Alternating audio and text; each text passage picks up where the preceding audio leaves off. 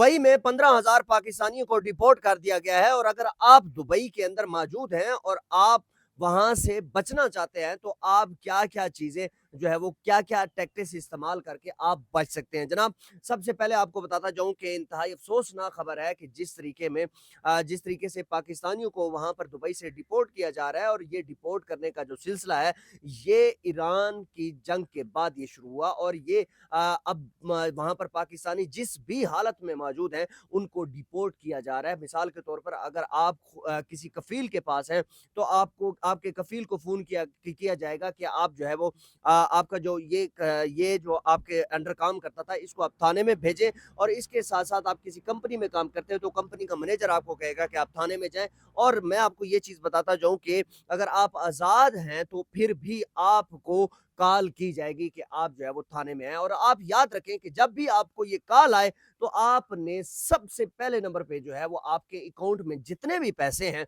वो आपने पैसे विथड्रॉ करा लेने हैं और आपने कोशिश करना है या तो पाकिस्तान में भेज दें या फिर अपने पास रख लें क्योंकि दुबई में थाने के अंदर जो है वो आपसे पैसे नहीं लिए जाते। और जो है वो उसके बाद अगर आपके पास गाड़ी मौजूद है, तो गाड़ी जो है वो आप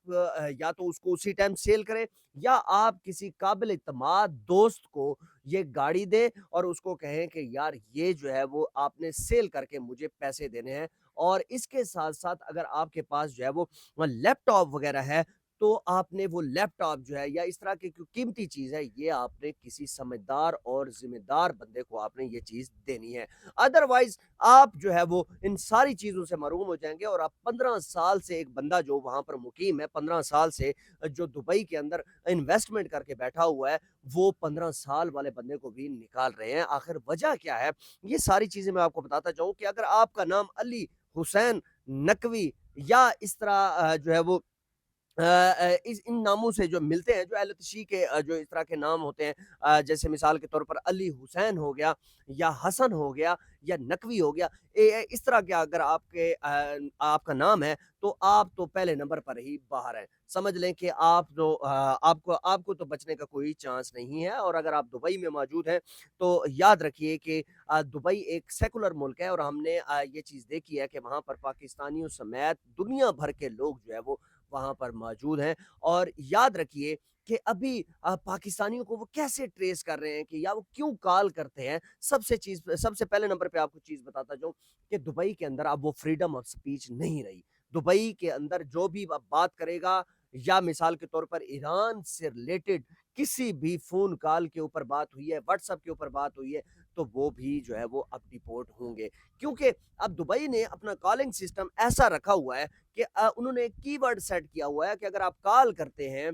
और वहाँ पर ईरान का ज़िक्र करते हैं, मिसाल के तौर पर अगर आप दुबई में बैठे हुए हैं और आप पाकिस्तान में अपने किसी दोस्त को, अहबाब को या अपने घर वालों को ये बताते हैं कि दुबई के अंदर आज जो है वो ईरान का मिसाइल हमला हुआ है, तो ये सारी चीज़ें आपको नहीं करनी। अगर आपने ये की है, तो आपने एक कीवर्ड जो है वो सेट किया हुआ है और वो जो है वो जैसे आप कॉल करते हैं, तो उसके कुछ लम्हों के बाद आपको कॉल आ जाती है क्योंकि दुबई ने अब सारे का सारा सिस्टम हाईजैक कर लिया इवन कि आपके व्हाट्सएप जो है वो भी हैक किए गए हैं और याद रखिए कि दुबई ये सारा कुछ क्यों कर रहा है दुबई सिर्फ और सिर्फ इस वजह से कर रहा है कि दुबई जो है वो गोरों को खुश करने के चक्कर में है। याद रखें कि गोरों की एक ही आदत है कि वो सबसे पहले नंबर पे जो है वो जहां पर एक बार खतरा देख लें तो वहां पर दोबारा नहीं जाते चाहे जो मर्जी हो जाए। गोरों को खतरे वाली जगह पसंद नहीं है। वो एक बार दुबई से निकल गए तो समझ लें कि वो दुबई से निकल चुके हैं और आप कुछ भी कर लें तो दुबई में वो वापस नहीं आएँगे। इस टाइम हमने देखा कि दुबई के अंदर जो फ्रीडम ऑफ स्पीच है वो बिल्कुल ख़त्म हो चुकी है। दुबई में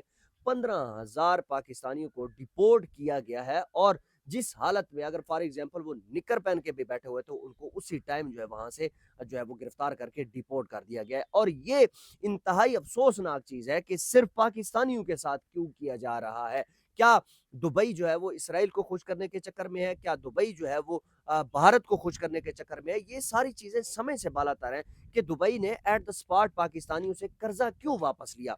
क्या दुबई पाकिस्तान को ब्लैकमेल कर रहा था? जी हाँ, दुबई पाकिस्तान को ब्लैकमेल कर रहा था और इस वजह से ब्लैकमेल कर रहा था कि जो है ये दब जाएँगे, लेकिन ऐसा नहीं हुआ।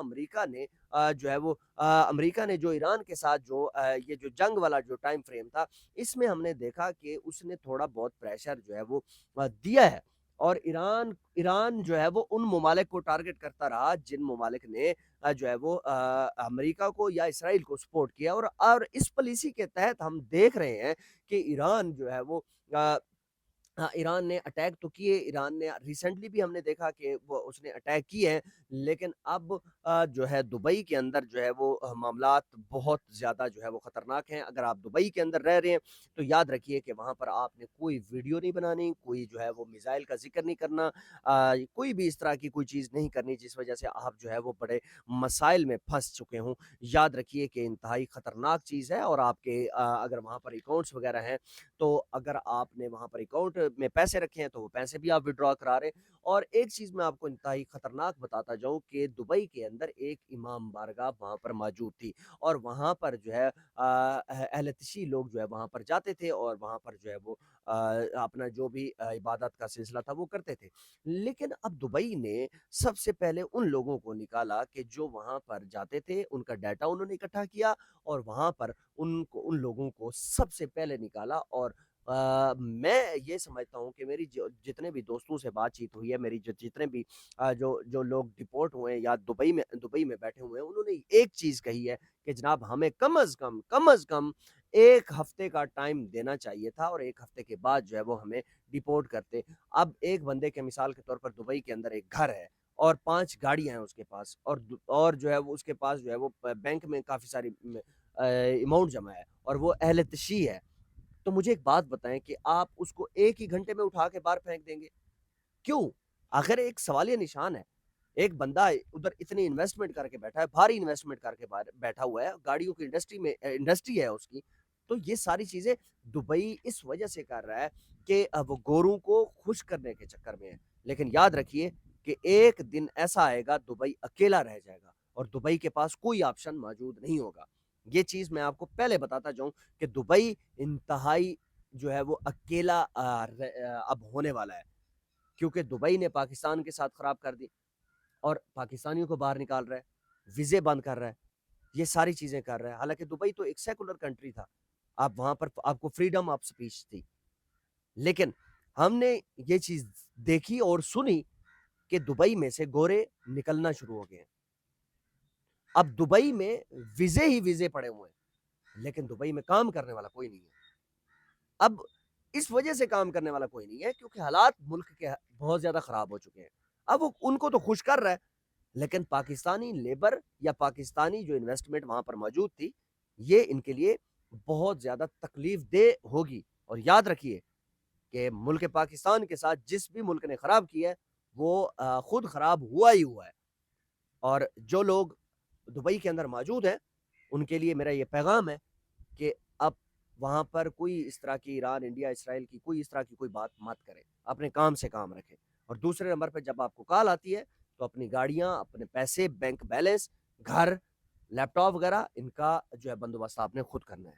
ویڈیو اچھی لگے لازمی شیئر کیجیے گا، چینل کو سبسکرائب کیجیے گا۔ آپ کا بہت شکریہ، اللہ حافظ۔